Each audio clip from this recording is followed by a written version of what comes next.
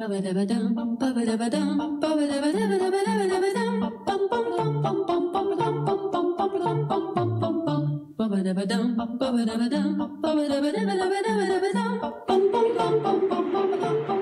pleasant good morning, good afternoon, good evening sa inyong lahat. Magandang umaga, magandang tanghali at magandang gabi. Wherever you're located and whatever your time zone is. Welcome to your hour. Sa araw pong ito, pag-uusapan natin tatlong bagay. Nakita niyo yung ating karatula dyan, sinasabi, explaining the unexplainables. Unahin natin itong tungkol sa aming problema dito sa Pilipinas, ang tubig. Kamakailan, ang ating Pangulo, si President Rodrigo Roa Duterte, nagsalita na. Nagalit siya nung nakita niya na nagkaroon ng desisyon ng isang korte sa Singapore, yung tinatawag na arbitral court. Ito yung parang extension or branch office nung arbitral court din sa Hague, na kung saan pinuntahan ng nakaraang administrasyon upang sabihin na i-claim natin ang mga islands, rocks, at saka kung ano mang meron dyan sa South China Sea. At nakakuha sila ng resolusyon dyan. Ngunit hindi naman pwedeng ipatupad because yung korte na yan has no power to execute. At tayo rin naman, kahit na merong resolution na ganon, hindi naman natin kaya na gamitin yung resolution na yon upang sabihin that we're claiming territories dyan sa South China Sea. So para ano ba yan? Yang mga korte na yan na arbitral. Sa mismong pangalan ng arbitration, ang ibig sabihin ay parang referee. Na kung merong dalawang tao o dalawang bansa o dalawang grupo o dalawang organisasyon na naghihidwaan, merong hindi pagkakaintindihan, ang gagawin ay, dyan sa korte na yan, they will try to settle. Parang pag-usapan nga, para hindi na lumaki pa ang gulo. To avoid violence, to avoid confrontation that would result in destruction of property or the loss of lives. Ngunit, yun na nga, madalas kahit na nagkakasundong ganon, hindi naman talaga natutupad. Para nag-uusap lang, aksaya lang ng panahon at ng pera. Yan sa pag-uusapan na yan. Pero maganda nga kasi sinasabi na there is nothing like diplomacy or talking or negotiations. But where does it go? So itong nangyari sa Singapore naman, yan ang extension ng arbitration na yan. Inakyat dyan ng itong mga may hawak ng ating tubig dito sa Pilipinas, yung tinatawag na water concessionaires. Dalawa kasi yan dito sa Metro Manila. Meron yung Manila Water at meron yung Maynilad. So nag-akyat sila ng kanilang complaint doon sa Singapore at nag-represent din naman ang pamahalaan. Pero ito nangyari nung nakaraang administrasyon. At sinabi nila doon, nalugi daw sila. Nalugi sila sapagkat several years back, humihingi daw sila ng permiso para makapagdagdag ng kanilang, ipapatungan nila yung kanilang billing. In other words, kami, mga consumers ng tubig, dadagdagan yung aming pagbabayad. Yun ang kanilang sinasabi doon na hindi daw pinayagan. Kaya, nalugi daw sila ng katakot-takot na milyon. Yung kanilang pagkalugi umabot ng, 10 million, 12 million, 70 billion or whatever. Malaki, milyon-milyon na piso ang kanilang nalugi daw. Kasi hindi sila nakapag-increase ng kanilang billing. At yung pagkalugi na yon, kinukubra nila ngayon sa ating pamahalaan. Ngayon, kung kukubrahin yan sa ating pamahalaan, sino magbabayad? Kami rin. Kami rin na nagko-consume ng lahat ng mga consumers ng water. We will have to be paying for that, what they consider as a debt. So ang nangyari, nung nabalitaan ito ni President Duterte, talagang pumutok at nagalit siya. Talagang galit na galit siya. Sinabi nga niya, this is economic sabotage, this is plunder, this is, marami siyang salitang binitiyawan at talagang sabi niya, hindi tayo magbabayad. At hindi pa pwede na kukubrahin tayo ng ganyang pagkalugi nila sapagkat yung kanilang kontrata masama. Doon niya sinabi na ang kontrata na meron na umiiral dito sa mga private concessionaires na ito ay void ab initio. Void. Ibig sabihin, walang bisa. Void. Ab initio, ibig sabihin, simula pa sa umpisa, Hindi na ito, wala na itong visa.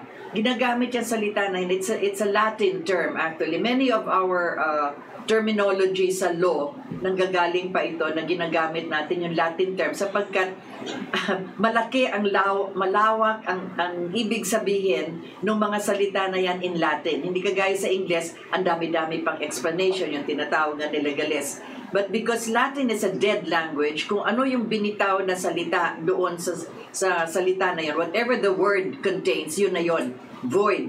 So yung void na yun, ibig sabihin walang baliwala.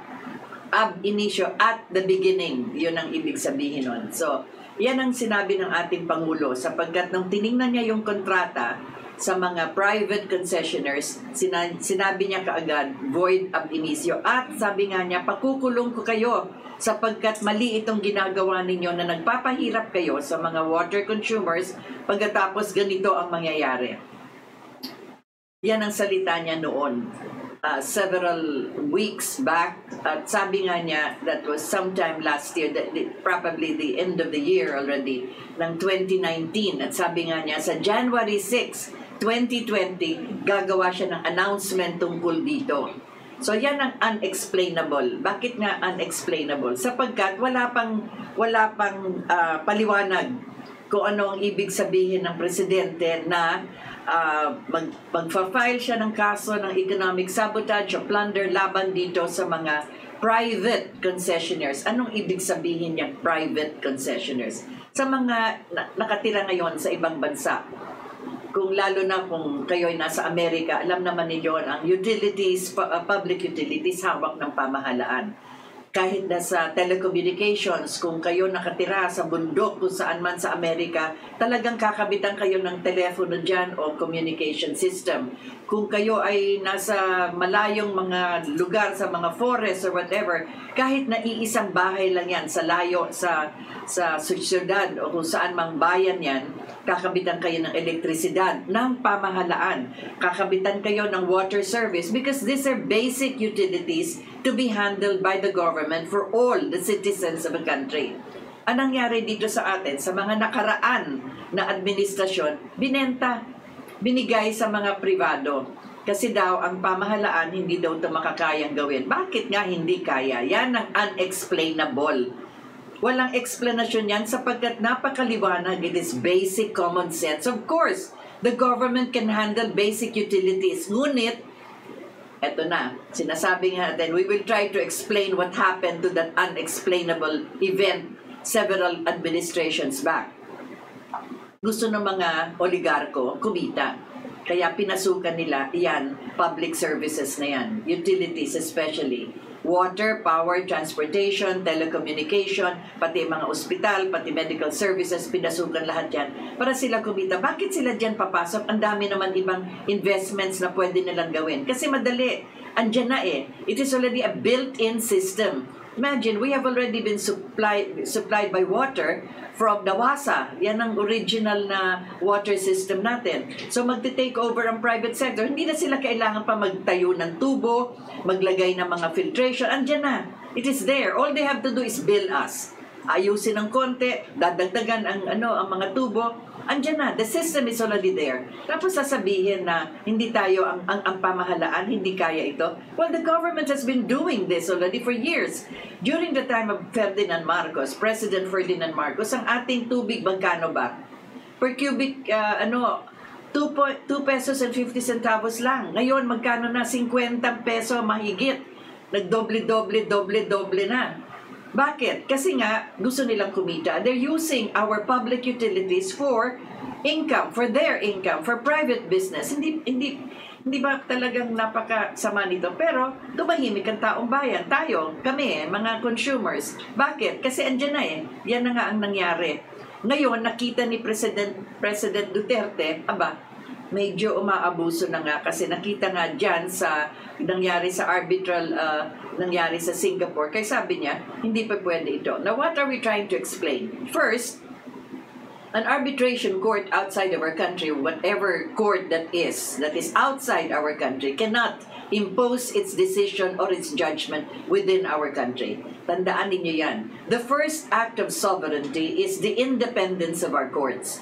Ang ibig sabihin nito, kung talagang Republic of the Philippines tayo, independyente tayo sa lahat ng mga iba't mga bansa, ang pinakamahalaga na pinaninindigan natin, what we stand on, is our justice system. Kaya hindi pa pwede na pupunta ka sa ibang bayan at sasabihin mo na yung decision mo, pwede mong i-implement dito, hindi pwede yun. Kaya yan ang nangyari dyan. Nakita ngayon ni Presidente. Sabi niya, ano ba itong ginagawa nitong dalawang private concessionaires na ito? Kaya binasa niya at ni-review niya yung kontrata. Doon na siya talagang pumutok na sinabi nga niya na, this is onerous. Ito ay talagang masakit ito sa taong bayan. Mali ang mga provisions sila dyan. Kaya sabi nga niya, kinakailangan na ang pamahalaan na ang mamamahala nito, which should be the case actually. Yun talaga ang nararapat. Alisin na ito sa kamay ng mga oligarko. Ano bang ibig sabihin ng oligarko? Oligarch. It's again a Greek word. Two Greek words. The control of a few interests or a few members of a family in the business that is going to affect hundreds and thousands of people. Parang sila ang magko-control ng ekonomiya o yung particular business na yan, na sila lang, isang familia lang o a group of individuals. Yan ang oligarchy. Oligarko, sabi nga ng mga Greko. Ilan lang ang namamahala nito. Kaya nag-i-impose sila ng mga provisions na para for their own benefit. That's exactly what we're trying to explain. They're doing business with a public service that is affecting millions of Filipinos as far as the water system is concerned. Ngayon, inaabangan natin ang mismong salita ng ating Pangulo na sasabihin nga niya kung ano ang kanyang itutuloy niya yung kanyang sinabi late last year, na sinabi niya na I will jail them. Sino ito? Yung mga mayayaman na may hawak ng ating water system. I will jail them. At sabi nga niya, binigay niya sa Department of Justice ng kanyang kabinete na pag-aralan. Kaninang umaga, nagsalita yung kanyang spokesperson. Hindi si Presidente ang nagsalita. Although nabanggit ito ni Presidente doon sa Malacanang nung pinirmahan niya yung national budget, nagkaroon sila ng malaking seremonya na nabanggit niya in passing. Ngunit yung kanyang spokesman, ang sabi, yung spokesperson, napakahirap namang sa spokesperson, parang poking spoke. You know what poking means, hindi man nakikialam. Anyway, may S sa umpisa. Kaya itong si Secretary Panelo, siya yung tagapagsalita ng Pangulong. Ibig sabihin, kung ano ang sinabi ng Pangulo, inuulit lang niya. He's just supposed to relay what the President said. Ngunit walang detalya sinabi ang Pangulo kaninang umaga. Ang spokesperson niya nagsalita. Anong sinabi? This is what I'm saying. We have to understand the unexplainable. Ang sabi niya, andyan pa yung kontrata na yan. May nagtanong, pero hindi po ba void ab initio na nga yung kontrata na yan, sinabi ng Presidente? Meaning, sa simula pa lang, yung kontrata na yan, wala ng visa. Because even the President himself, who's a lawyer, as a matter of fact, went over the contract and already said, walang visa ito because it's void from the beginning. Pero ang sabi ng kanyang spokesperson, hindi, andyan pa yan. Andyan pa yung kontrata na yan. Kaya, magbayad kayo sapagkat sila ang may control ng tubig. Oh my goodness. That is an unexplainable. To even use the word that these private concessionaires are in control of the water that we consumers need for our survival. Ano ba yan? They only control the distribution. They do not control the water. Water is God-given. My goodness. Water is like air and land. Air, land, and water, those are God-given. It is not produced by any of our industry. Kahit na anong gawin ninyo na pagsisikap, you cannot produce water that is given to us by nature, by God. Para sabihin ng kanyang spokesperson na ang mga concessionaires na ito ay may control ng ating tubig, masakit yan. And that is unexplainable. Excuse me. I'm going ballistic and my voice is rising. I'm getting hysterical about this. Kaya, sinusubukan natin ipaliwanag yung hindi natin maintindihan kung paano sasabihin ng spokesperson na these concessionaires control the water. And so sumunod tayo at magbayad tayo sapagkat, yun na nga, kahit na yung kontrata na yan ay walang visa from the beginning, ay magbayad pa rin tayo. Ano ba yan? Yan ba ang sinabi ng ating Pangulo? Wag naman sana. Saan ba nadinig ni Secretary Panelo ito? Binulong sa kanya ni Presidente na ganyan ang kanyang sasabihin? We did not hear that in detail when the President addressed a crowd of hundreds in Malacanang this morning when he was signing the General Appropriations Act. So we wait. We wait with bated breath kung ano talaga ang sasabihin ng ating Pangulo. Yung ating sinasabi nga sa Katipunan ng Demokratikong Pilipino, huwag kayo magbayad. Bakit kayo magbabayad sa mga nagnanakaw ng ating, nagnanakaw na sa atin?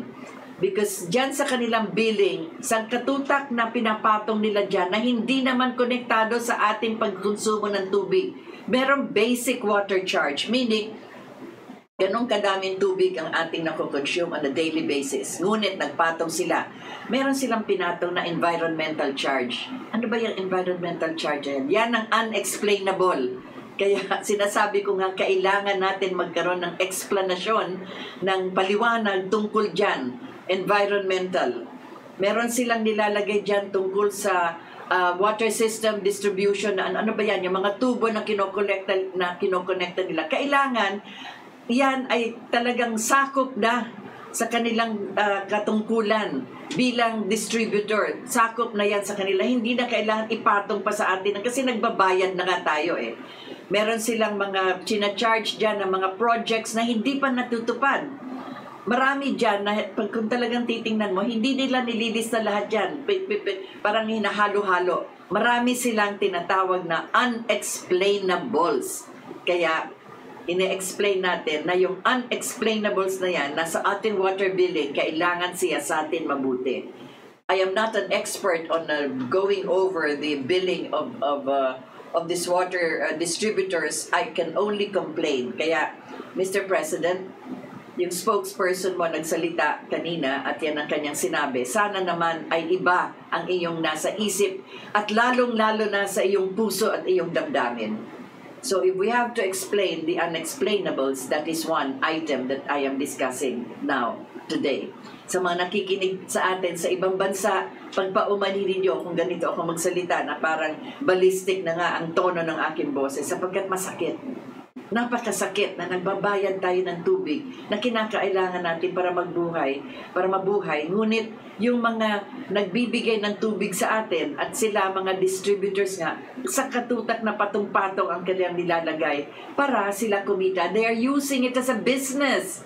Oh my goodness, nininegosyo tayo. Huwag naman sana ganun. Ang dami nilang pera na pwede nilang pasukan ng ibang klaseng mga investments. Huwag naman yung kinakailangan natin for survival. So, that is how we explain the unexplainable, which is, how did it happen that the private sector got into this business of our public utilities and they're running it for themselves to earn money against the millions of people who are suffering from the billing that they're actually imposing on us.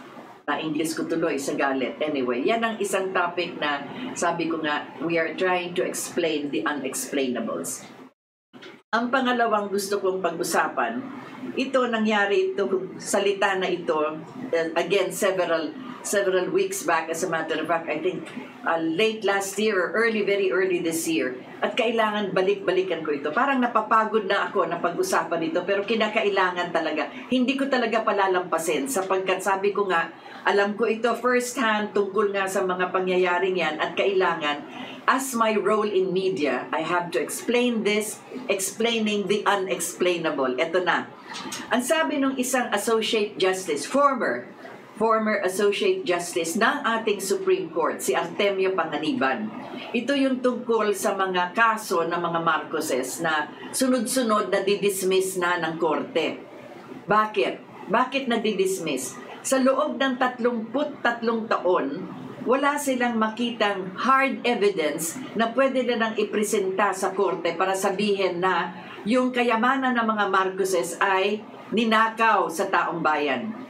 Kaya nga tinatawag na ill-gotten, ang ibig sabihin ay nakaw na sa taong bayan. Okay, nagsalita itong Associate Justice na ito at sinabi na Yun nga daw sa PCGG, kasi yun ang agency na namamahala para ma-recover daw yung mga ill-gotten wealth ng mga Marcoses. Napakasakit pakinggan. Bakit nga ganun ang parating sinasabi? Unang-una, paano ba nangyari na nagkaroon ng PCGG?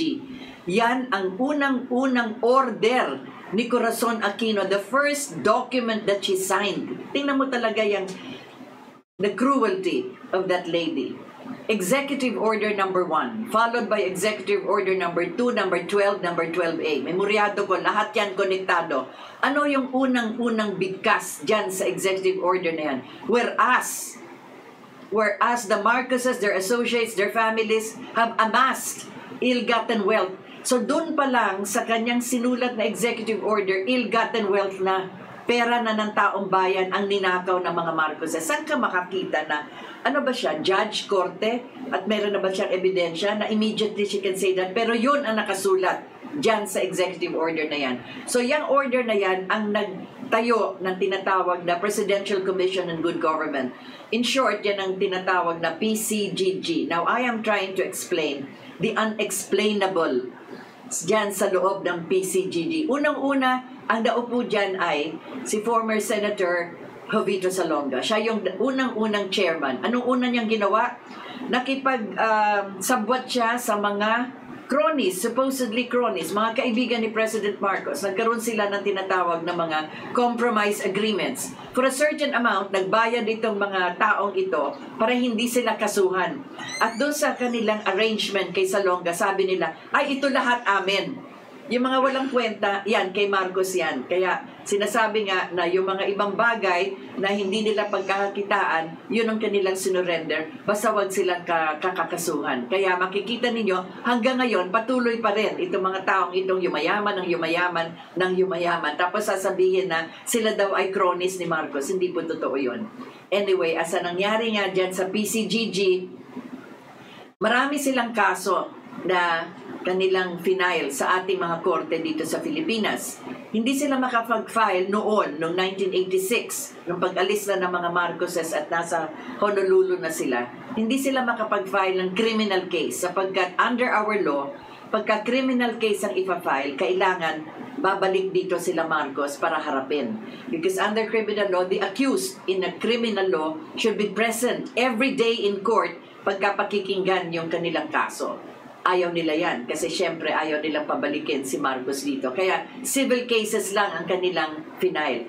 Pero pagbalik ni Imelda Marcos, si President Marcos namatay na sa Honolulu, 1989. September 1989. Si Mrs. Marcos nakabalik dito sa Pilipinas, 1992. Kaya nung pagbalik niya, yan na. Nag-file sila ng, close to 900 cases. Halo-halo na, civil, criminal, lahat na, ng cases against her and her family. Bakit ganun kadami? Ano ba yan?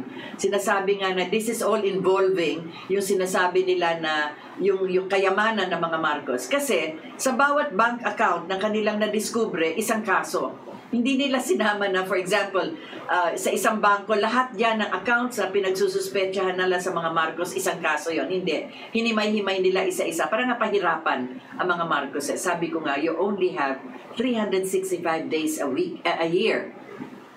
Can you imagine, Mrs. Marcos, at saka ang official days lang ng hearing is only Monday to Friday. So can you imagine, palipat-lipat siya ng korte kung criminal case ito because she has to be present. More cases than the number of days in a year. Kaya grabe talaga. The cruelty is really horrendous. Anyway, ang nangyari dito ay maraming nakuha ang PCGG. Ang sabi nila, ang unang-una nilang nakuha yung mga paintings. Ano itong mga paintings? Ano hanggang yung pinag-uusapan yung mga paintings na yan? Ay, naku po. These are Renaissance and pre-Renaissance paintings. Kayo na mahilig sa art, halimbawa, lalo na kayo mga nasa ibang bansa, pumupunta kayo sa mga museo, sa mga museum, makikita nyo dyan yung mga artworks, halimbawa kagaya sa Louvre, sa Paris, andyan yung famous Mona Lisa. Kung kayo nagpipilgrimage sa Vatican, makikita nyo yung trabaho dyan, yung skulptura na Pietà. Kung kayo pumunta sa Florence, makikita din nyo yung mga ginawa dyan ng mga sculptors. The Medici collection of all of this artwork. Anyway, ang nangyari kay Mrs. Marcos nung kapanahunan na siya ay First Lady, Nakita niya sa ibang bansa na maraming pre-Renaissance, yung bago pa nagkaroon ng Renaissance, ito yung mga painters, pero sila rin ang naging Renaissance painters, sila Michelangelo, Leonardo da Vinci, Titian, lahat yung mga yan. Marami sila mga paintings na binebenta na mura lang at that time. Kaya binili niya ito at dinala dito sa Pilipinas, and they were put on exhibit already there at the National Museum. Lahat yan. I think there are over 200 or close to 300 of these paintings na naka-exhibit na sa ating National Museum. Anong sinabi nung pagpasok nitong administrasyon ni Mrs. Aquino? Ay, naku, ill-gotten yan. But this is not money from the Filipino people. Kung titingnan ninyo ang budget at that time, walang allocation sa national budget at that time in the 20 years of Marcos na meron nakalista na bumili ng painting. Wala yan. Pera yan ng mga Marcoses na bumili ng mga paintings na yan at hindi lang donated para sa taong bayan. Binigay sa taong bayan at in-exhibit sa National Museum. Anong ginawa ng PCGG? In-auction. Tumawag sila sa isang malaking art gallery sa Amerika, yung Christie's, at in-auction ito, murang-mura at pinagbili lahat. Tapos ngayon hahanapin nila yung mga paintings na yan kay Mrs. Marcos. My goodness, nakalimutan na ba nila? Yan ang unexplainable na sinasabi ko nga. Bakit ngayon hahalongkatin nila yung mga paintings na yan na sabi ill-gotten daw ni Mrs. Marcos when they already sold this? They already sold it way back 1987, 88, 89, those years na hinahalongkat nila lahat yung mga yan. At ito are already exhibited at the National Museum. I have personal knowledge of this, kaya ganito ako magsalita, sapagkat pinagtipon-tipon ko ang ating mga painters, mga artists, mga writers, poets, lahat na yan, lahat ng involved sa art ng ating bansa. Pinag-ipon-ipon natin para sila ay to testify sa Supreme Court, labanan yung pagbenta ng mga paintings na yan. One of our leading painters, for instance, kilala nyo ito at alam niyo, Federico Aguilar Alcuaz. Nakatira siya sa, at the time, it was the Manila Hilton, dito sa merong, tawag dito, United Nations Avenue. Sinusundo ko siya tuwing merong hearing. At sabi nga niya, Rita, you let me sit in the front row doon sa hearing, sabi niya. Paupuin daw siya sa harapan. Kasi yung mga Supreme Court justices na pakikinggan itong kasong ito, hindi sila pwedeng to refuse our petition. Sabi ko, bakit sir? Kasi yung mga mukha nila, pinainting ko yan. I painted their portraits for free. Kita mo, Federico Aguilar Alcuaz. Kaya sabi niya, mahihiya naman siguro sila na itong mga Renaissance paintings and pre-Renaissance paintings ibibenta nila. Itong ating kaso na pinaglalaban natin na huwag ibenta ng PCGG. So, ganun na nangyari. Several of these painters and writers and all of them, marami namatay na sa tagal ng panahon. Excuse me. Sabi ko na napapataas ang boses ko eh. Ano nangyari? Natalo yung kaso natin to prevent the sale of these paintings. Nagkaroon ng tie excuse me, ang members ng Supreme Court. Pantay ang So, kailangan, isa sa kanila, ang mangyayari kasi pag may tie sa Supreme Court, it is the Supreme Court Chief Justice who will vote para yung tie. Kasi nagpantay yung kanilang voting in favor and against. Ang Chief Justice na was Marcelo Fernan, may his soul rest in peace. He voted against us. He voted against the artists and the painters. He voted saying na ibenta na yan, yung mga paintings na yan. And do you know the reason na nilagay nila sa kanilang decision? Because those artworks are not part of Filipino heritage. I have to pause. Yan ang talagang unexplainable, a ridiculous and absurd decision na hindi daw ito part of Filipino heritage. But of course, they were painted by Italians, by the French, by the Germans, by the Dutch, by several other foreigners who were painting this. Ano ba yan? Siyempre, hindi nga sila part of the Filipino heritage. Bakit ibebenta? Samantalang naka-exhibit na yan, andyan na para sa taong bayan. It is already there in the National Museum. Natalo yung ating kaso. What I'm trying to say here is that the unexplainable. Pagkatapos ngayon, hahanapin pa nila yung mga paintings na yan. Ano ba yan? Bakit hahanapin pa na nabenta na nila? So what are we trying to explain? Well, the unexplainable. Ngunit ito, balikan natin yung sinabi ni former Associate Justice of the Supreme Court, Artemio Panginiban. Ang sabi nga niya ay yung mga income and the assets daw, yung daw income ng mga Marcoses because they were public officials. So ang ibig sabihin ng income nila as public officials, sweldo. Yung sweldo daw ni Ferdinand Marcos as president at yung sweldo ni Imelda Marcos as governor of Metro Manila ay napakaliit compared to the assets na kanilang nadiskubre ang na-may-ari sila. Okay.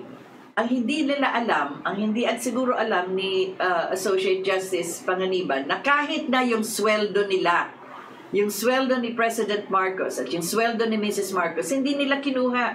They donated their salaries.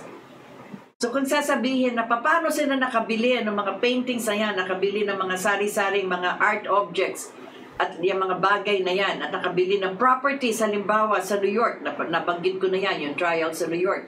Saan ang galing nga? Yan ang ibig sabihin ng unexplainable. Sapagkat hindi nila alam kung saan ang galing ang pera at ang kayamanan ng mga Marcoses. Kaya wag nilang sasabihin na porket maliit lang ang sweldo, paano sila magkakaroon ng ganong kadaming pag-aari? Well, ang kanilang sweldo, hindi nga nila ginamit din hindi nila kinuha. They donated this at the UP Law Center to the Integrated Bar of the Philippines, si Mrs. Marcos, a gaseous building, home for the aged and orphanage for the children. Donated lahat yan continuously. As she receives her salary, it is immediately donated. So, paano nagkaroon ng sangkatutak na kayamanan sila? Yan an unexplained wealth. Hindi yan ill-gotten. Kaya nga na-dismiss yung kanilang mga kaso in the span of 33 years. Wala silang nakita. Ulit-ulit ko na itong sinasabi pero kailangan banggitin ulit kasi ito, Associate Justice na ito na Supreme Court na nagsasalita na naman. They don't have a single document nor a single witness that can testify and can prove beyond reasonable doubt na yung kanilang kayamanan sa pagbibili nito mga bagay na ito ay galing sa kaban ng bayan. Did they steal from the Filipino people? Yan ang wala silang ebidensya. Kaya wag na sila magsalita ng kung ano-ano pa, mga unexplainable reasons na sinasabi nila, kung ano-ano mga dahilan. Kesyo, photocopy na lang daw yan kasi yung original nasa loob ng attaché case ni Jovita Salonga. Kumakain siya sa restaurant, may nagnakaw ng kanyang attaché case. Can you imagine? 350,000 documents na pinresenta sa New York. Pagkatapos ang originals, andun lahat sa New York. Sasabihin nasa attaché case ni Salonga at nawala. Kaya ngayon dito sa Pilipinas, wala silang mapresenta na original at mga photocopy lang. Again, that is so unexplainable. It is ridiculous. It is without logic. Sa lahat ng mga dokumentong nahalungkat nila, nakuha nila sa Malacanang, pag-alis ng mga Marcoses, noong Febrero, sinong unang pumasok? Si Joker Arroyo at si Potenciano Roque. Kung buhay pa yan si Potenciano Roque, pasalitain ninyo because he testified. As public record, he testified in court. In court. He testified na siya at si Joker Arroyo ang unang pumasok sa Malacanang para maghalungkat ng mga dokumento. Si Mrs. Reyes, Angelita Reyes, buhay pa yan. Kasama niya yung barkada, Kamadyong, mga best friends ni Cory. Sila rin ang sumunod na pumasok. If in the evening, Joker was inside Malacanang, in the following morning, maybe at about 9 o'clock, ayan na yung tatlong babae na yan na pumasok dyan sa Malacanang. At sila rin naghalungkat ng mga dokumento. Nilagay sa mga kahon, nilagay sa mga mga suitcases. Sinasabi nga yung mga Louis Vuitton na naiwan ni Mrs. Marcos, doon sila nagkarga ng mga dokumento. Lahat na yan, kinuha nila, dinala sa bahay ni Mrs. Reyes. Magmula sa bahay ni Mrs. Reyes, tiningnan ni Salonga, ni Ramos, ni lahat sila. Pagkatapos, dinala sa Central Bank for safekeeping. Pagdating ng mga Marcos naman sa Honolulu, kung ano man ang papeles na meron sila, kinuha rin ito ng American customs officials doon sa airport, sa Hicam Airbase. That is a military airbase. At pagdating nila doon, kinuha rin lahat ng kanilang dokumento. And it was all part of the evidences they presented in the trial in New York City. Kaya makikita ninyo yung mga papel diyan, yung mga evidences na yan, meron tatak. Kung galing sa palasyo, merong P. Kung galing sa Hika, merong H. kung kanilang nakita sa galing sa Central Bank, may nakalagay doon, Central Bank of the Bangko Sentral ng Pilipinas, merong BSP, merong tinatawag na custody marking kung saan nakuha yung mga dokumento na yan. Those are originals, 350,000 documents. Nabasa ko nga lahat yan. Not the originals, but the photocopies na binigay sa defense, binigay sa abogado ni Mrs. Marcos. Kaya yan ang sinasabi ko. 4 months of trial sa New York, sa lahat ng mga ebidensyang pinresenta nila, wala silang nakita ni isang papel. And of the 95 persons that sat in the witness box to testify against the Marcoses, ni isa sa kanila walang makapagsabi, ay, galing yan sa nakaw, ninakaw yan sa Kabanang Bayan. Ninakaw yan from the Filipino people. Not one. Pagkatapos ngayon dito sa paglilitis nila dito sa ating mga korte, lahat ng mga unexplainable reasons ginagawa nila para sabihin, kaya na didismiss yung mga kaso na yan kasi walang original. Na-dismiss yung mga kaso na yan kasi yung original na wala doon sa attaché ni Salonga. Kaya kulang itong mga ganito. Ay, my goodness.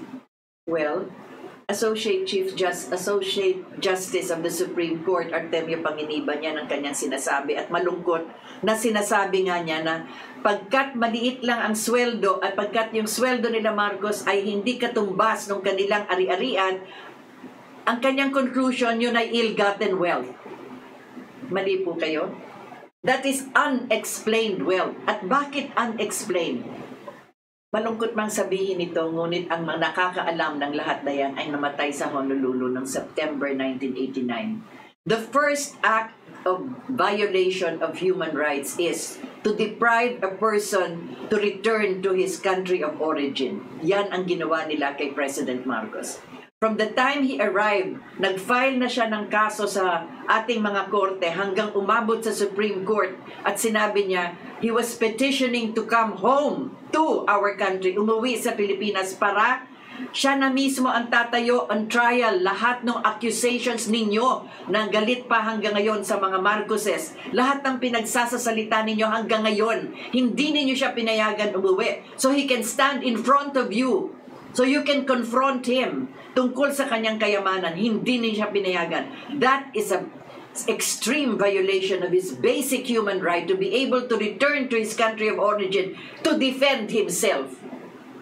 That is clearly explainable and you are unexplainable pag kayo nag-aakusar hanggang sa ngayon. Kayo pa naman na Associate Justice ng Supreme Court na nagsasalita sapagkat ang sweldo niya ay hindi katumbas ng kanyang kayamanan. Hindi nga hindi natin alam. Hindi natin maintindihan kung paano siya yumaman.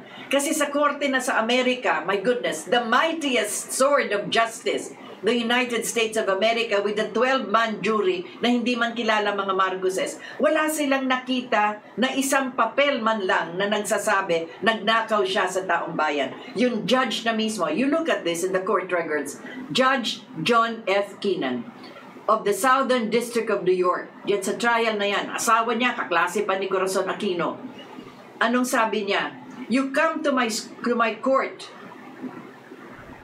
and then you accuse an ally of 5 presidents of America. Yan, si Ferdinand Marcos, an ally of 5 presidents of the United States of America.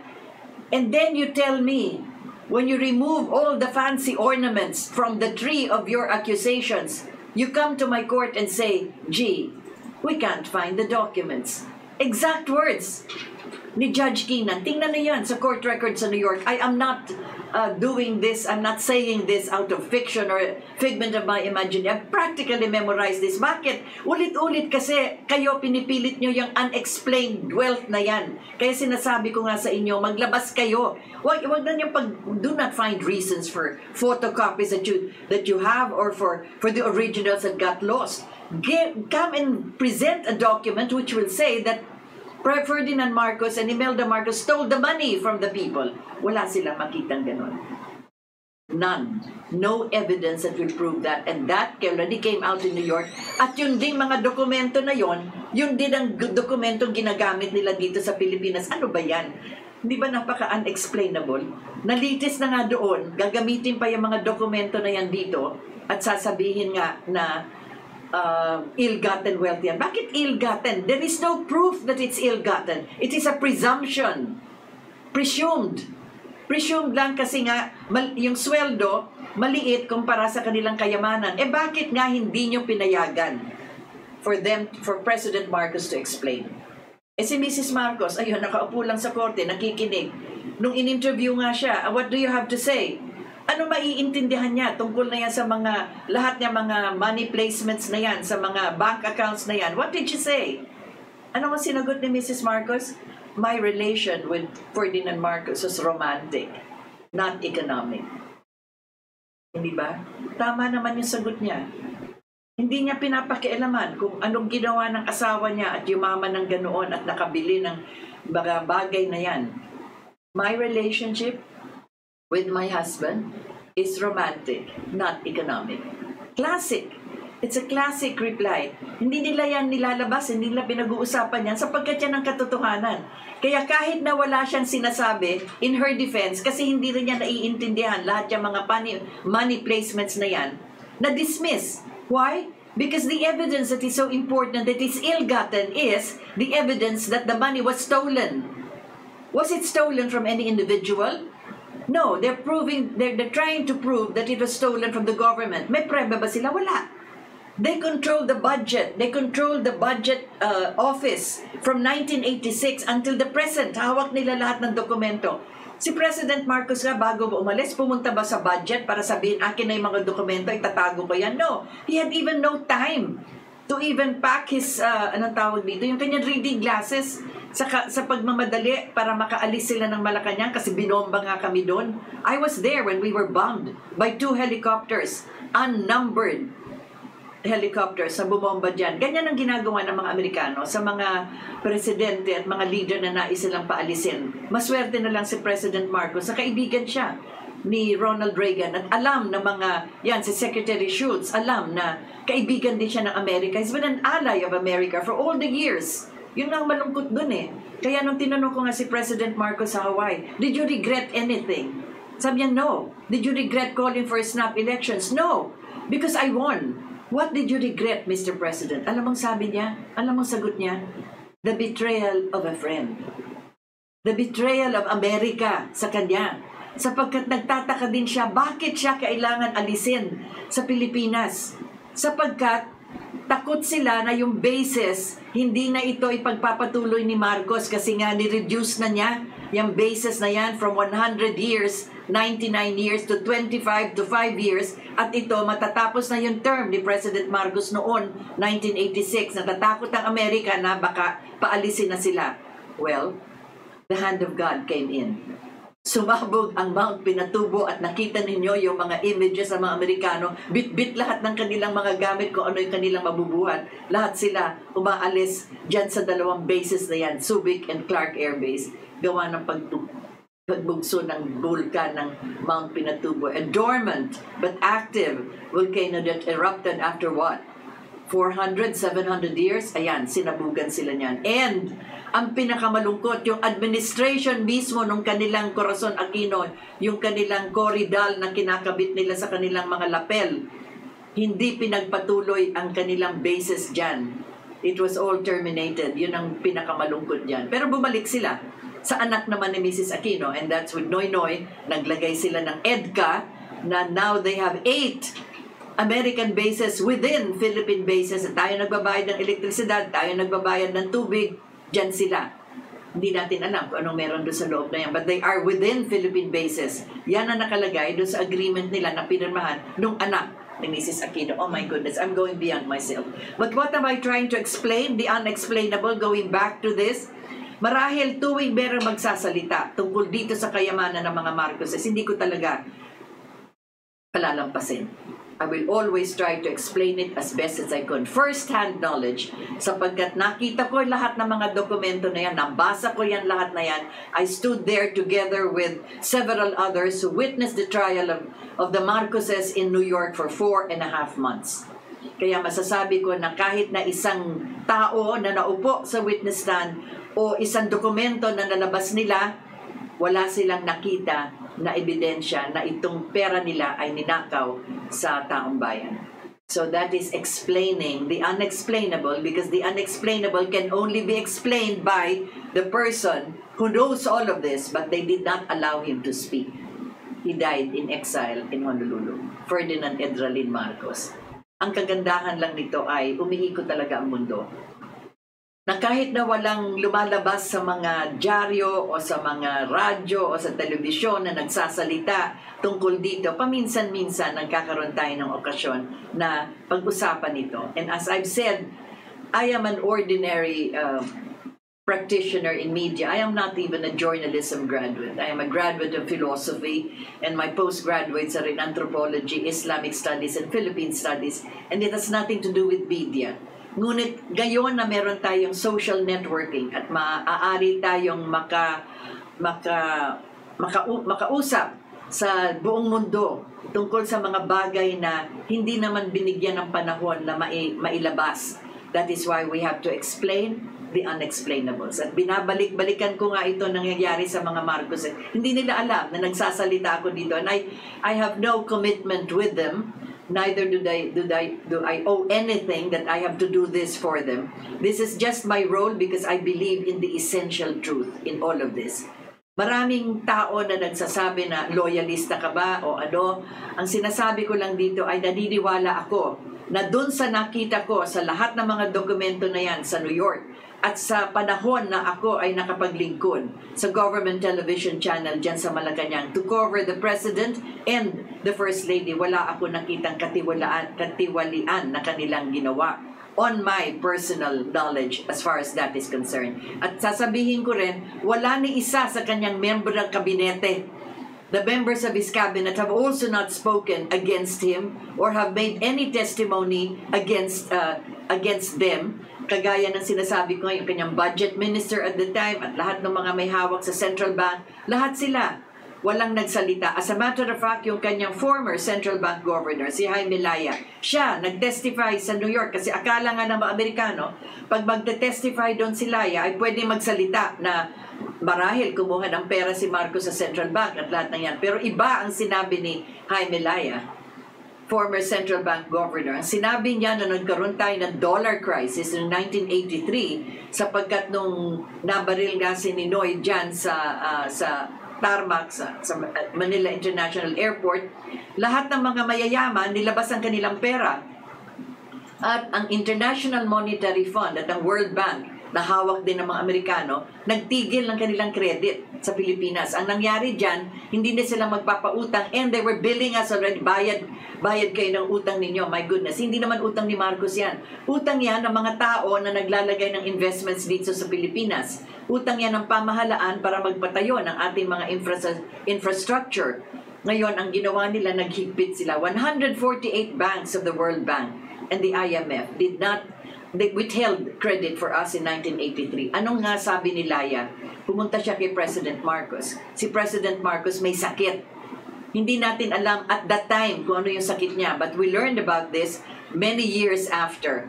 Ang sakit pala ni President Marcos, katatapos lang ng kanyang kidney transplant, yung kanyang na-transplant na kidney, nire-reject. Kaya kinakailangan mag-ano pa ng panahon para operahan ulit, para alisin nga yung kidney na nire-reject. But at that time, nagkaroon ng dollar crisis at pumunta si Laya, central bank governor, pumunta kay Marcos para sabihin, Mr. President, we have a dollar crisis. Anong sinabi ni Minister Laya at the time? In front of him, tumawag si Marcos sa mga bangko sa Switzerland. 3 bangko yung kanyang tinawagan. And in a few days, hindi ito umabot na 1 buwan o 1 linggo. In a few days, money came into the central bank. Ang sabi nga, 170 million, eventually umakyat up to 700 million pesos ang pumasok para masalbar tayo, gawa nga ng dollar crisis. Saan ang galing yan? Yung mga bangko din mismo na nilabas nila sa New York na may mga ari-arian si Marcos, although not in his name, but allegedly in the name of his nominees or the foundations which are connected to him. So may pera doon. Yun ang pumasok dito. Private money, personal funds pumasok dito sa Pilipinas at the height of the dollar crisis in 1983. These are testimonies in words. Basahin ninyo yan. I am not talking like this just from my mind or from fiction. I have practically memorized it because I was there. I was there when Laya was testifying. I have the court documents. Marahil dito sa Pilipinas, ewan ko kung sino pa merong court documents. And I have several boxes of the entire court proceedings of the trial in New York. Mababasa mo niya lahat yan. You can go to New York. 50 cents. 50 American cents per page. If you're working in a law firm. Siguro kung ordinary citizen na bibili lang, I don't know, it's probably $1.50. Pero kung nagtatrabaho kayo sa isang law firm or you're a lawyer, pwede kayong bumili ng mga kopya ng mga documents na yan. So all of this are based on documents. And I have to repeat this every time an issue regarding ill-gotten is coming out. It is not ill-gotten, it is unexplained wealth. That is why I am explaining the unexplainables as far as that issue is concerned. Basahin ko muna yung mga nagsulat sa atin, nagbigay ng kanilang comments sapagkat meron pa akong isang issue na pag-uusapan. Sabi ko nga tatlong bagay ang aking sisikapin na ipaliwanag. Okay, we have Perebras, good PM po, Rodvolt, Perebras. I have difficulty pronouncing this, but good evening to you. Marco Agunoy, good PM, Ma'am Rita, watching from Taiwan. Share done na po ang programming Kapupulutan ng Aral. Pabuhay po kayo sa Pudaija kasamaan. Maraming salamat. By Alice, good evening po. Ang ganda mo ninyo.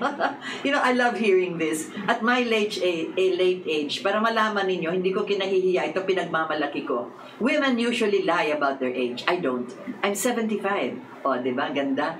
Lilian Caballero, salamat po sa paliwanag niyo. Explanation ng doubt na talaga dyan.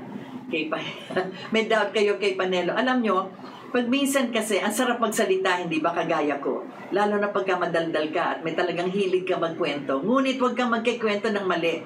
Kaya pag minsan, pag spokesperson ka, medyo nadadagdagan o nababawasan whatever it is. Marami talagang peste sa tabi ng president. Naku, ganyan po yan. Every president, hindi lang po si President Duterte. Maniwala po kayo sa akin. Malacanang is really surrounded by snakes. Whatever administration is in power. Maureen Molina, good evening po, watching from Singapore. Dennis Ting, magandang gabi po, Miss Gadi. Nag-English ka po tuloy sa galit. Oo nga, Dennis, talaga. Pag minsan to be able to express myself. You know why, Dennis? We were educated in English. That was the public school system of America that they instituted in here. And in the colleges where I studied, yun nga, mga madre, kasi mga Belgian ito, English ang kanilang means of communication with us. Kaya ganon, pasensya ka na. I do not have to translate from English to Tagalog kasi we are also adept. We have 78 languages. I can also speak in Visayan, but very limited. Rory Buenaventura, yes. Willie Bus. Oy, Willie Guillerama, yes. Galing mo. Remember to publish your Willie, we have to see each other kasi nakikita ko yung mga pinopost. So congratulations to your children. Outstanding children that Willie Villarama has. Alam mo, ang dami na rin posisyon na nahawakan itong si Willie. And meron siyang t-shirt nakalagay, wag magnakaw, which is a very good reminder to all of us. Based on stenographic notes of the New York court, oo nga, yung daily notes sa New York case, meron ako niyan kompleto. Hindi lang yung stenographic notes on the New York court, yes. Maribik Morales, hello po. Attorney Rita Gadi. Naku, ikikwento sa inyo, hindi ako attorney. Alam po niyo nangyari sa akin, yes. I finished my law in the College of Sambeda College of Law. Bago ako mag-graduate, last week ng aming finals namin sa 4th year sa College of Sambeda, there were 4 instructors, hindi man sila full professors, instructors pa lang sila, who wanted me expelled from Sambeda kasi daw, associated ako kay Marcos because I was covering Marcos for television. Wala akong koneksyon sa partido ni Marcos o sa kayamanan niya. Nagko-cover lang ako as a broadcast journalist. And Sambeda, 4 instructors wanted me expelled. I petitioned my case with the administration of Sambeda. Ang dean namin noon was one of the bar top-notchers who eventually became an associate justice of the Supreme Court, Florence Regalado. I petitioned and then with Father Lacson, siya yung presidente nun ng Sambeda. Sabi ko, bakit ako i-expel? Anong bang kasalanan ko? If this College of Law of Sambeda defended me well, I will defend myself by myself. But first, you give me a bill of particulars. Yabang ko nun, ano?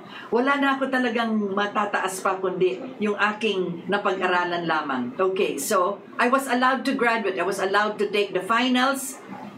Tandaan nyo, ang Mendiola is the seatbed, is the avenue of all the protests against Marcos. Kaya, karamihan nun ay galit sa akin sapagkat alam nila na nagtatrabaho ako sa Malacanang. Ngunit, nung nalaman nila that Sambeda was going to expel me, lahat ng mga ibang colleges doon sumama na ng demonstration. May mga rally-rally na sinasabi na I should be allowed to graduate. I should be allowed to take my final exams. Alam niyo kung bakit? It was not political. Kasi lahat yung mga eskwelahan na yan, magkakaroon na rin ng finals. Final exams na eh. That was already March. Hindi ba? So, para ma-delay ng konti, yung kanilang finals, lahat nagrarally. Lahat nasa labas ng classroom. It was not because of me. It was for personal interest anyway. Ngayon, ano nangyari? Bar review na. Mag-uumpisa ng bar operations. Ang bar operations noon, the review was being held in the Sambeda Auditorium. Kaya kami, mga ilan na lang kami natira noon. Alam naman ninyo, pag first year College of Law ka, mga 5 sections kayo. Pagdating mo ng 4th year, siguro mga 200 na lang kayo, which we were. We were very few already pagdating ng 4th year. So, nasa front row kami, dun sa auditorium ng Sambeda. Diyan ang bar review. I remember several professors from other universities and colleges were lecturing to us on review classes. Maya't maya may tumatawag sa sa sound system. Tinatawag ang pangalan ko, Rita Gali, you're needed in the office, ganyan. Sinasabihan ako ng reviewer, huwag kang lalabas ng classroom kasi hindi na namin uulitin itong review na ito. So I had to stay. Hanggang sa sinasabi, Rita Gali, please report to the office, your house is being raided. Hala, bakit i-raid yung bahay ko? So punta ako sa opisina, sabi, well, we got news na ang bahay mo daw pinasukan ng PCGG at mga militar at lahat na yan. So I had to rush home. But what did I do? I called up media. Kahit na ang media galit kay Marcos, may mga kaibigan pa rin naman tayo. Sabi ko, pwede ba mauna kayo sa bahay ko? Kasi nire-raid daw. Gusto ko malaman. Interviewin niyo sino yung mga nagre-raid. Anong kailangan nila? Bakit ako nire-raid? When I got home, my goodness, yung mga militar na pawasa, mga nakachinelas. Mga naka-uniforme pero mga nakachinelas. Tapos merong PCGG. Alam niyo kung gaano kalaki yung ID niya? Ganito kalaki. Nakapaskel, nakasabit. As big as a bond paper. Laki-laki ng kanyang ID, nakalagay doon. ID siya ng PCGG, Office of the President, etc. Sabi ko, bakit kayo magre-raid? Hinahanap ang ginto ni Marcos sa bahay ko. My goodness. Isn't that unexplainable and isn't that ridiculous? Anyway, to make a story short, kasi ang haba na ng aking pasakalye, pagdating sa bar operations, I received word from the Registrar of Sambeda. Yung application ko for the bar was not accepted. Sapagkat yung professor, yung assistant instructor na nais akong i-expel, yung kanyang tatay na appoint sa Supreme Court. At nasa Supreme Court, alam naman ninyo, it's a Supreme Court that accepts the applications for the bar. Di ba, yung mga kuha na exam. Hindi tinanggap yung akin application on the probability na baka daw kasama sa mga ill-gotten wealth ni Marcos. Can you imagine that? Kaya, whoever it is that calls me attorney, maraming salamat po. But I was not able to take the bar because the Supreme Court at the time of Mrs. Aquino did not allow me to take the bar. Lalabanan ko pa ba yan? Hindi na. There in the administration, paano mo lalabanan? Nag-iisa lang ako. Sabi nga ni Maurice Arcache, kailangan ilagay ako sa isang hawla, ilagay sa kalsada ng Mendiola at kurut-kurutin. Can you imagine that? Anyway. So thank you for calling me attorney. I have knowledge of the law, as far as I was trained and instructed by the College of Law of Sambeda. And the greatest privilege and honor of my life was to work in the office of Jerry Spence, the criminal lawyer that defended Mrs. Marcos, the best criminal lawyer of the United States of America. That is perhaps, at least, sabi ko nga, yun na lang ang konsuelo ko. Okay, Francis, oh yes, Francis and Bai from the tribes that we are helping, the Manobo tribe. Thank you very much for watching. Francis, Happy New Year. Hope to see you soon. Ito po yung mga Manobo na gumagawa ng kanilang sikap, sariling sikap sa sa Agusan del Sur at napakayaman ng kanilang lugar at ngunit kailangan talaga nila ng tulong na manggagaling sa ating pamahalaan. So anybody from the Department of Agriculture, from the indigenous offices, do visit them. Francis Hernandez Ito po yung pamilya ng mga Kagyat at saka yung mga Tagliong dito sa Agusan del Sur. Willie Villarama, Marietta Primicius, go. Where can I get... Oh, Ate Marietta, oh my goodness, I owe very much to the knowledge that I received from Kuya Raul. Where can I get copy of the book of your son, my son? Or is it of me anyway? So I'll have a private message with Ate Marietta. She is the wife of the former Solicitor General Raul Goco. I call them Ate Marietta and Kuya Raul because they're from the province of my deceased ex-husband from Lingayen. Jim Arejola, where did the money from the sale of those paintings go? Yeah, that's a very good question, Mr. Arejola. That's the unexplained. One day, we should really ask the PCGG to give us an accounting. Because whatever it is that they have recovered or sold, it should have gone to the Comprehensive Agrarian Reform Program, sa CARP. Hala, bakit hanggang ngayon naghihirap ang ating agrikultura kung ang dami-daming milyon-milyon na silang nakuha sa mga binebenta nila ng mga supposedly ari-arian ng mga Marcoses? Yes. Where did the money from the sale of those paintings go? Hindi lang paintings, ang dami pa po. Evelyn Makatsuki, hello ma'am, watching from Tokyo, arigatou gozaimasu. Brenda Zamora, nice to see you again. Miss Rita, yes, after a brief vacation during the holidays. Helen Flores, hello po ma'am, watching from Mississauga, Ontario, Canada. Oh dear, ang layo ano? Thank you very much, Evelyn. Totoo pala talaga yung sinabi ni dating First Lady na sila ang ninanakawan. Yes, would you believe? Her personal items, I have to mention this, underwear, perfume, personal items natin na ginagamit sa pabahay, hindi pala sinusoli sa kanya. My goodness, ano ba yan? How can that be ill-gotten likewise? Yung mga terno niya, anong ginawa? Dinisplay na lang, marami nang nagutay-gutay. Mga sapatos niya, her shoes are not even her size. You must remember at the time, siya ang nagtulong sa Marikina shoe industry. Pinatawag niya yung mga Italiano, mga Frances para alamin kung paano ang tanning, kung paano ano ba tawag dito? Sa leather. What do we do with our leather so it can be competitive? Kaya karamihan sa kanila nakita na ang galing ng ating mga taga-Marikina gumawa ng sapatos, kaya lang tinuruan sila sa pagkorte ng sapatos na pagholma at yung leather, the tanning of the leather. That is why ang daming mga imported. Tayong unang-unang nag-outsourcing ng mga name brands, Charles Jordan, lahat ng mga yan, dito ginagawa sa atin, sa Marikina. At ang ginawa naman ng mga Marikina shoemakers, they gave Mrs. Marcos, niregaluhan siya. Yung mga natatapos silang sapatos na magaganda, nireregalo sa kanya. Hindi lahat alam ang size niya. So maraming sapatos na nakita daan yung sinasabing 3,000 pairs of shoes. Tingnan nyo yung ilalim ng mga sapatos na yan. Hindi pa yan nagagamit.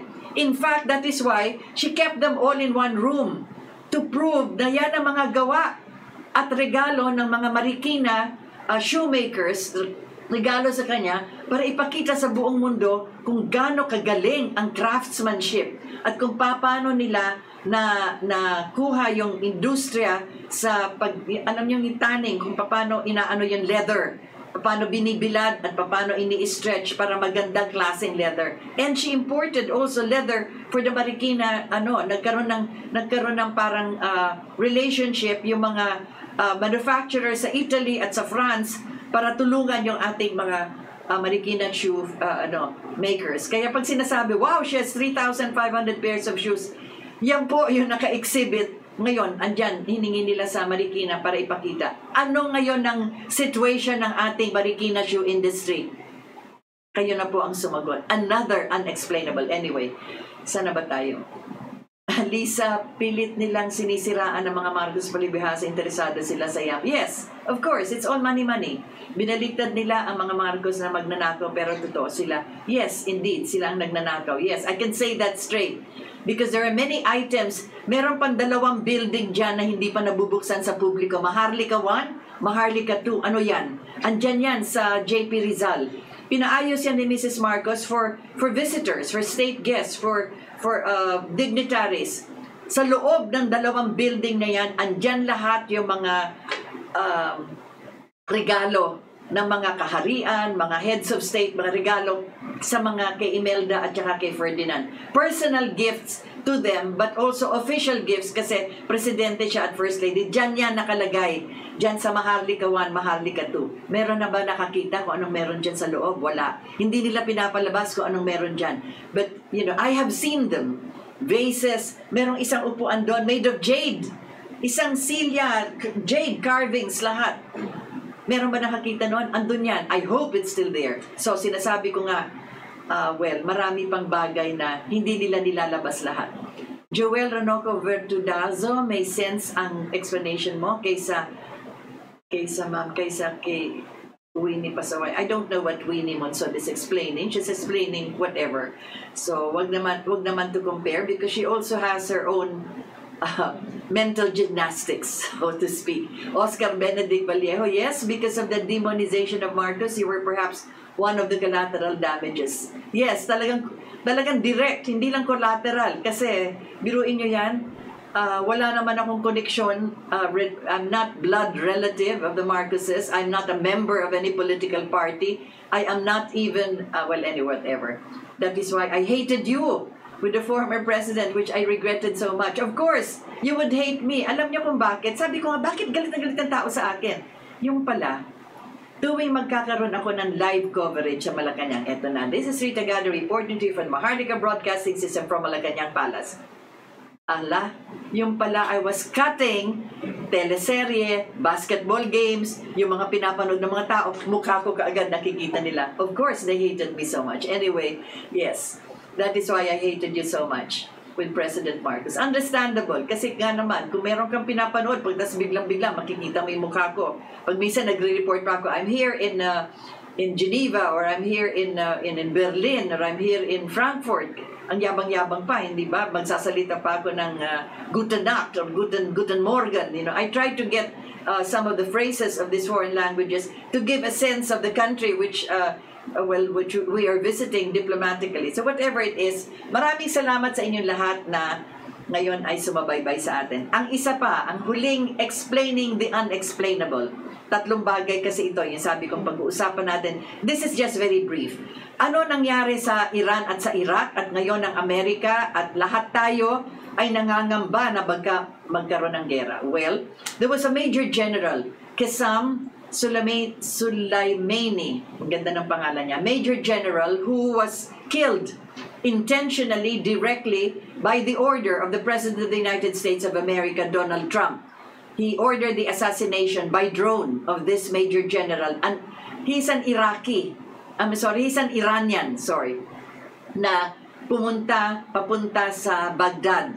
Doon sa airport, pinatay sa Baghdad. Papunta na siya kasi magkakaroon siya ng meeting doon sa mga Iraqi militant forces na lumalaban sa ISIS.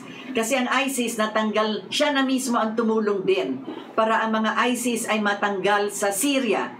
He was one of those that were part of that forces na tumulong sa Syrian government para alisin ang ISIS.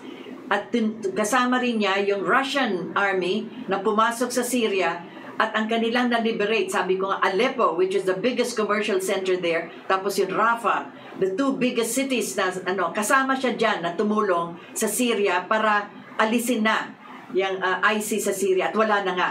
Okay, dito naman sa Iraq, diyan naman sila lumipat at meron din mga tinatawag nga mga grupo-grupo ng ISIS at pumasok siya diyan sa Iran para tulungan itong mga militante na Iraqis, mga soldiers din para patayin o alisin ang mga ISIS diyan.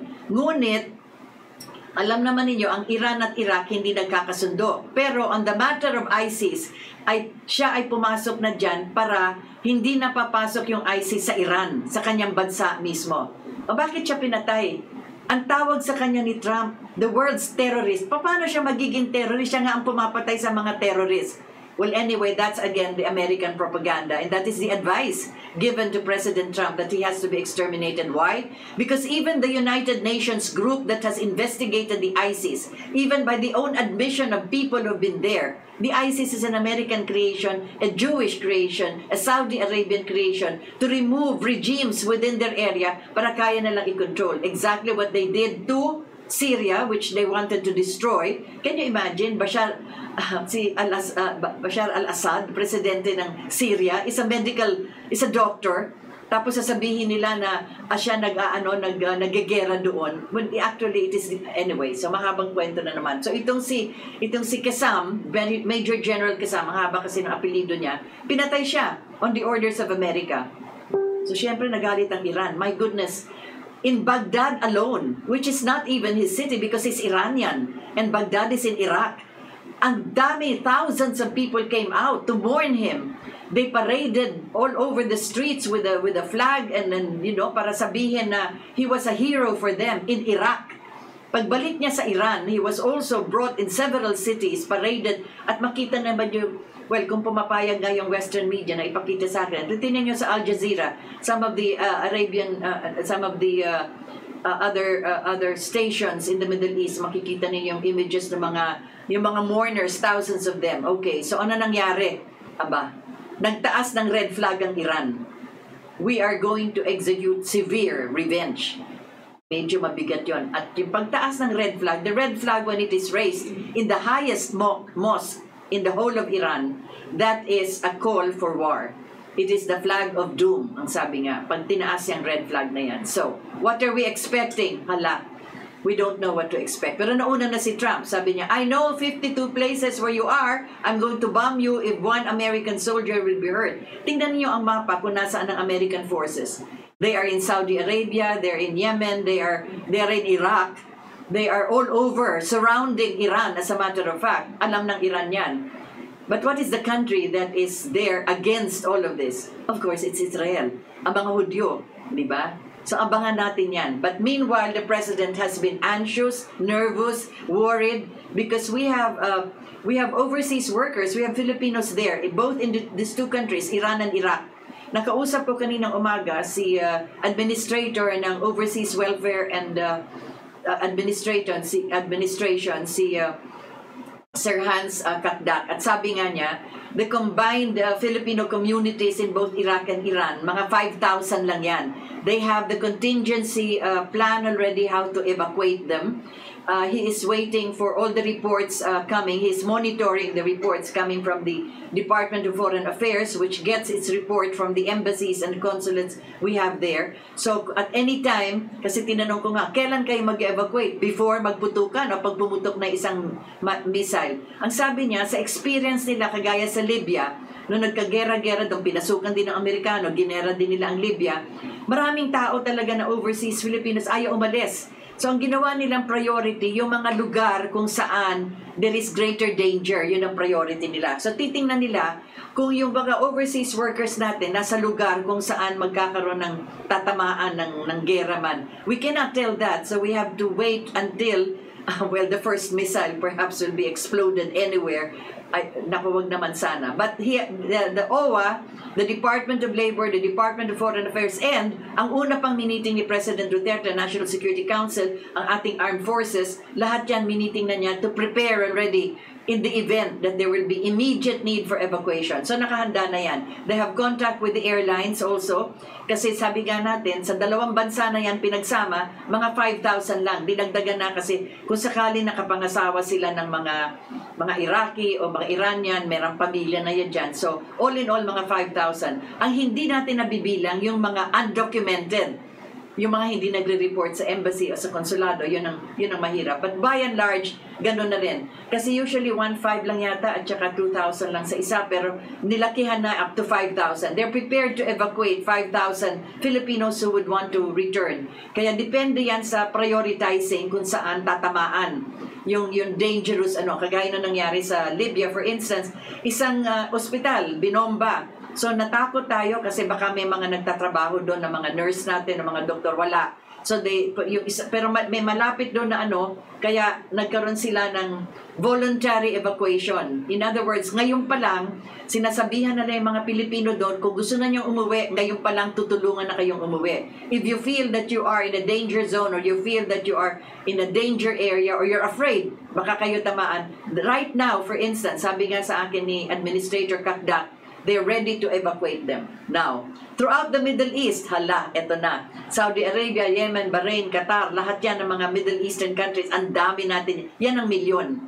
So, are we ready for this? Yes, we are. And that's exactly what President Duterte said this morning, that we are preparing all the contingency plans for evacuation. Kailangan ba yan lahat sila evacuate? Oh my goodness, milyon-milyon? We don't know. We don't know exactly what Iran is going to do when it announced the other day, we are going to have severe revenge. So hindi natin alam kung sila mag-explode ng kanilang nuclear bomb or they're going to bomb all the American bases there in Iraq, in Saudi Arabia, Yemen, Qatar, Bahrain. Nawala sa Yemen.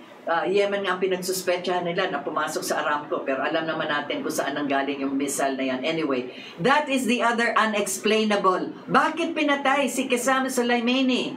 Why? At tatawagin siyang terrorist. Oh my goodness, research on his life and see how he's celebrated as a hero. He was precisely running after the terrorists. But of course, that's the American way of entering countries and trying to remove whoever it is they wish to remove. The unexplainable foreign policy that America has, which is up to this day understood by us, but completely unexplainable. It has no logic. They still feel the hegemony of the most powerful country of the world, that weapons, arms, and military might makes them on top of everybody else. Let us pray that sobriety and calmness will rule over both Washington, the war hawks, as we say. Remember si Bolton, wala na dyan, pero siya yung unang-unang nais maggera. And then, of course, you have this difficult Hormuz Strait. Naku, pinag-uusapan natin yung mga strait na yan. Dito sa atin, sa dulo ng Pilipinas, meron din binabantayan tayo dyan. Ito naman sa Hormuz Strait, na labasan yan, ay naku, napakahirap. Kaya ngayon, biglang-bigla, sabi nga, immediately after, taas na ang presyo ng gasolina. But my goodness, we know how gasoline in the world is controlled by Aramco and all of these companies. Ano ba yan? This is the strange relationship of the Arabs and the Jews. Those are the secrets of the temple. Those are the secrets of the mosque and the temple. The joint partnership for money and for them to earn from the rising of oil prices every time there is trouble anywhere. Magkaroon na ng konting babahan sa Hormuz Strait, taas na naman ang gasolina anyway. So that's the way it goes. Geopolitics related to economics. Do countries get richer because they declare war, or is that something that they use as an industry? Sad as it may be. That is how we try to explain the unexplainable. We are all part of a human family. Lahat tayo ay sinasabi nga na living in the planet Earth. But in all the thousands of years of our civilization, we have not really functioned as truly human beings. Sapagkat ang ating pagkatao ay babait. Meron tayong katutubong kabaitan at yan ang hindi umiiral sa ating pang-araw-araw na buhay, lalong-lalo na sa mga taong nakaupo sa kapangyarihan. Malungkot man na sabihin ito, ngunit kailangan sa araw-araw pinapaalala natin. So that is how we try to explain the unexplainables. Why is it that we want war instead of peace? Bakit nga nagkakaganon? Kaya ba niyong tulungan ako para ito ay ma-explain? Kaya sinasabi ko nga, ang titulo na atin ngayon, Explaining the Unexplainable. So, for all of those who have relatives, friends, parents, sisters, brothers in the Middle East, ito ang ating mapapayo sa kanila. Be in contact with them so that you can have direct report. And if you're able to still have communication with our embassies, register your name and the members of your family who are there. Sabihin sa kanila, may mga kamag-anak kami nagtatrabaho dito, so they can record it there just in case they do not have a master list. At kung mga undocumented, sabihin din ninyo sapagkat buhay na ang nakataya dito. So get in touch with your relatives and be sure that they are you can be able to get information from them and relay this immediately to the Department of Foreign Affairs kung sakali ba na merong mga nagkakaroon na ng putukan doon na hindi pa natin nababalitaan. This is very important. So get in touch with them, get in touch with the embassies in Iran and in Iraq, and also with the other countries around the Middle East. tayo ay Far East. Malayo na nga, ngunit, as I've said, we are one human family. And the connectivity of our human relationship should be the one that should really prevail. We have to learn how to live with one another. And the only way we can do this is to be able to care and to have compassion and love for one another. So yan na po ang ating hour, your hour as a matter of fact. Maraming salamat po sa lahat ng sumama sa atin at nagbigay ng kanilang comments. Sana po ay nakatulong tayo sa pagpaliwanag ng mga mahirap ipaliwanag, ngunit kinakailangan ipaliwanag. A very pleasant good morning, good afternoon, and good evening. Magandang umaga, magandang tanghali, hapon, at magandang gabi sa inyong lahat. This is Rita Gan.